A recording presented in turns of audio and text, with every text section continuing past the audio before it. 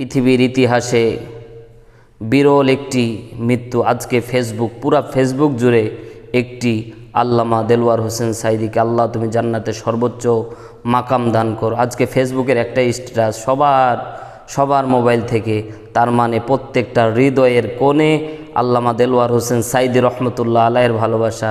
আল্লামা এমন ভালোবাসা করণের উপকার, এমনভাবে জীবনটাকে সাজিয়েছে, মরার পরেও মানুষ তাকে স্মরণ করতেছে। আলহামদুলিল্লাহ সুম্মা আলহামদুলিল্লাহ। আল্লাহ রব্বুল আলামিনের কাছে তিনার যে দোয়া, সেটা আল্লাহ সুবহানাহু ওয়া তাআলা হয়তো কবুল করেছে। বারবার মুনাজাত দোয়া করতো, আল্লাহ আমাকে শাহাদাতে সর্বোচ্চ মর্যাদা দান করো। আল্লাহ রব্বুল আলামিন হয়তো সেটা কবুল করেছেন।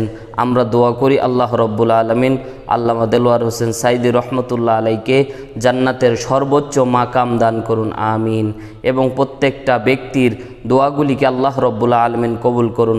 প্রত্যেকটা